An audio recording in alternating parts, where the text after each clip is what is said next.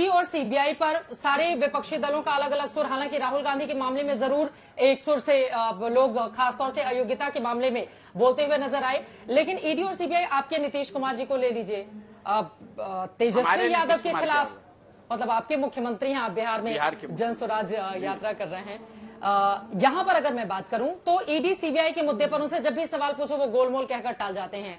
तेजस्वी यादव से सीबीआई ने पूछताछ की है, ईडी के सामने मीसा भारती की पेशी हो गई। नीतीश कुमार का जहां तक सवाल है, नीतीश कुमार गोलमोल उत्तरों के बादशाह है, उनसे पूछा जा रहा है, मैंने उनको खुली चुनौती दी है कि भाई आप आरजेडी के समर्थन से मुख्यमंत्री हैं और अगर आपको लगता है कि लालू जी या उनका परिवार तेजस्वी यादव भ्रष्टाचार में लिप्त नहीं है और उनके खिलाफ ये गलत कार्रवाई हो रही है तो आपको इन्हीं शब्दों में ये कहना चाहिए। लेकिन नीतीश जी ये कह ही नहीं सकते। आपको आपके कैमरे पर ये चुनौती दे रहा हूँ, बोल रहा हूँ, नीतीश जी ये कह ही नहीं सकते हैं। क्यों नहीं कह सकते हैं? वो नहीं कह सकते, मैं जानता हूँ नीतीश कुमार को। कोई वजह होगी ना? अरे भाई पूरे जीवन तो वो यही कह के चुनाव लड़े हैं, यही कह के जीते हैं कि लालू जी और उनका परिवार भ्रष्टाचार में लिप्त रहा है। तो आज वो कैसे कह देंगे कि वो भ्रष्टाचार में लिप्त नहीं है? अभी तो भतीजे की बड़ी तारीफ करते हैं वो भतीजे की तारीफ कर रहे हैं, लेकिन ये नहीं कहेंगे कि भ्रष्टाचार में लिप्त नहीं है। तारीफ कुछ नहीं कर रहे हैं। नीतीश जी, आपको पहले ये समझना चाहिए कि नीतीश जी का ये आरजेडी या तेजस्वी प्रेम है क्यों। नीतीश जी जो व्यक्ति हैं, जिस तरह के व्यक्ति हैं, उनके दिमाग में ये क्लियर है कि अब इसके बाद मुझे मुख्यमंत्री बनना नहीं है। तो नीतीश कुमार जी की एक सोची समझी ये रणनीति है कि मेरे बाद अगर कोई मेरे से भी खराब आदमी सरकार कोई आ जाए तो पूरे जीवन भर लोग ये कहेंगे कि भाई कुछ भी कहिए, नीतीश कुमार की सरकार इससे बेहतर थी। सीबीआई ईडी की जो कार्रवाई चल रही है, क्या भारत सरकार बिल्कुल ठीक काम कर रही है? क्या जांच एजेंसियां ठीक काम कर रही हैं?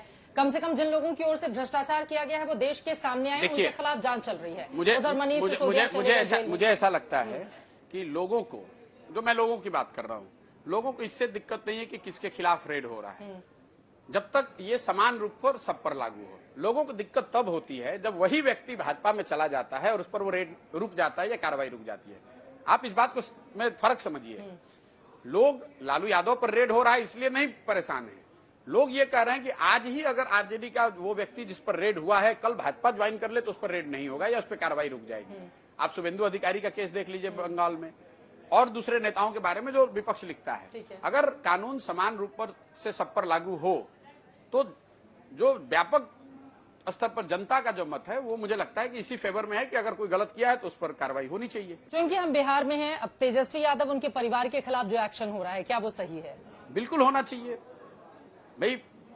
मैं एकदम स्पष्टता से आपको कह रहा हूं, लालू जी को लेकर ये जो लोग बता रहे हैं कि जेल गए, ये हुए, भाई ये कोई अफरा तफरी में जेल नहीं गए हैं। 20 साल 25 साल बजाबता ट्रायल चला है, कोर्ट ने उनको दोषी पाया है, हर स्तर पर न्यायिक स्तर पर उन लोगों ने प्रयास किया है और हर स्तर पर न्याय व्यवस्था ने इस देश के पाया है कि आपकी गलती है। तो आपको, अगर आपने गलती की है, अगर मैं कल गलती करूंगा तो मुझे भी सजा भुगतनी पड़ेगी। लेकिन नीतीश कुमार जी नहीं बोलेंगे, चुप रहेंगे। अरे मैं आप भ्रष्टाचार के मुद्दे पर एक वक्त पे वो अलग हो गए थे। अरे भैया आरजेडी को छोड़कर मैं आपके चैनल के माध्यम से नीतीश कुमार को ये चुनौती दे रहा हूं कि आप आइए कैमरे पर या ट्वीट करके बता दीजिए कि मैं मानता हूं कि लालू जी, उनका परिवार, तेजस्वी यादव भ्रष्टाचार में, किसी तरह के भ्रष्टाचार में लिप्त नहीं है। ये लिख कर खाली वो ट्वीट कर दें या वक्तव्य दे दें। 24 की स्थिति क्या बन सकती है और उसमें जन स्वराज की क्या भूमिका रहेगी? जन स्वराज की कोई भूमिका नहीं है, उधर रहेंगे। जन स्वराज की कोई भूमिका नहीं भाई। 24 की स्थिति में तो दलों की भूमिका होगी। जन स्वराज तो कोई दल है नहीं। अब दल बन जाएगी। अगर दल बन जाएगा तो समय आपकी भूमिका आप लोगों से बातचीत कर रहे हैं, राय ले रहे हैं, लोगों ने आपको सलाह भी दिया है। हम तो इतने धीरे चलने वाले आदमी हैं कि आप देख रही हैं कि 6 महीने से मैं चल रहा हूँ और बिहार में 40-38 जिले हैं और मैं 5वें जिले में ही हूँ। इसको करने में मुझे साल लगेगा, 2 साल लगेगा, मुझे खुद नहीं पता है। तो मैं कैसे कह सकता हूँ कि कब जब तक पदयात्रा खत्म नहीं होगी तब तक तो कोई दल बनेगा। जाति की राजनीति से घिरे हुए बिहार में अपने लिए कहाँ पर जगह देख रहे हैं आप? देखिए, कहीं ऐसा ना हो कितनी मेहनत करें, सारा पसीना धूप ये और सब कुछ आपका। अब मेरे मेहनत से ज्यादा चिंता मीडिया में बैठे हुए मित्रों को हो रही है। आपको लग रहा है कि यहाँ जाति के आधार पर ही चुनाव होता है। ये बिहार के, सुनिए मैं आपको बता देता हूँ, बिहार के प्रति या जनरली बिहार जैसे राज्यों के प्रति जो पूर्वाग्रह है ये दिखाता है। मैं आपको 1 मिनट में बता दे रहा हूँ। 2014 में यहाँ पर सबसे बड़ा दल भाजपा था लोकसभा के चुनाव में।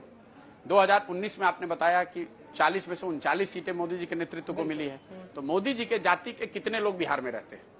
लेकिन आप लोग आंध्रा में, तमिलनाडु में, गुजरात में अगर जात पर वोट पड़ रहा है तो आप लोग बात नहीं कीजिएगा। और बिहार के बारे में कहिएगा कि बिहार में तो सब कुछ जाति में ही हो रहा है। बिहार के लोगों को तो कोई अकल है नहीं, बिहार के लोगों को कोई समझदारी नहीं है, बिहार के लोगों की कोई समझ नहीं है। भाई, राजनीतिक तौर पर बिहार किसी अन्य राज्य के मुकाबले यहाँ बेहतर सोच रखने वाले लोग हैं। ये अलग बात है कि ये हम लोग का अच्छा समय नहीं चल रहा है, पिछले 40-50 सालों से ये राज्य पिछड़ा हुआ है। आखिरी सवाल, मोदी के सामने कौन? ममता बनर्जी, फिर वही आपको नीतीश वही है कि कुमार, भाई हमारा वो काम ही नहीं केजरीवाल, है। कौन होगा? कोई तो आपको लग रहा होगा ना। देखिए, आप बार बार लोगों से अपील कर रहे हैं, तो उनके सामने कौन टक्कर दे सकता है नरेंद्र मोदी? भैया, जो किसके अंदर वो काबिलियत मैंने है? आपको बता दिया कि जो नेता, जो दल, जो फॉर्मेशन मोदी या भाजपा के खिलाफ गांधीवादियों को, अम्बेडकराइट्स को, कम्युनिस्ट और सोशलिस्ट, इन 4 विचारधारा के समर्थकों, नेताओं, पार्टियों को एकजुट कर दे, वो मोदी के सामने, भाजपा के सामने बड़ी चुनौती दे सकता है। कौन कर रहा है ऐसा? अब कौन कर रहा है, ये तो जो करेगा। अभी करता तो आपको फिर उसका नाम आपको पता होता। कोई नहीं कर रहा है अभी। आपकी तो जानकारी में होगा, आप इतने कॉन्फिडेंस के साथ बोल रहे हैं। मैं कह रहा हूँ जिसको भी करना है उसको ये करना पड़ेगा। यानी कि अभी तक कोई करता हुआ दिखाई नहीं दे रहा है। अभी तक तो कोई कर नहीं रहा।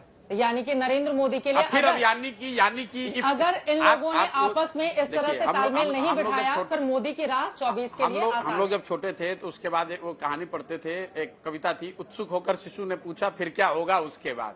तो आपने एक तय किया हुआ है कि मुझे इनसे कहलवाना है कि मोदी के सामने कोई नहीं, ये आपका हेडलाइन बनेगा। अब आप उसको मेरे मुंह में डलवाना चाह रहे हैं। मैं आपको कह रहा हूं कि भाई उनको कैसे हराया जा सकता है, मेरी समझ से इस तरीके से हराया जा सकता है, इस तरह से चुनौती दी जा सकती है। आपकी उसमें कोई दिलचस्पी नहीं है। ऐसे हराया जा सकता है, लेकिन अभी क्योंकि वो हेडलाइन हराने नहीं है। के लिए कोई तैयारी उस तरह से करता हुआ नजर नहीं आ रहा है। स्वाभाविक है, अगर तैयारी होती तो आपको मेरे से पूछना थोड़ी ना पड़ता, वो दिखता आपको चेहरा सामने।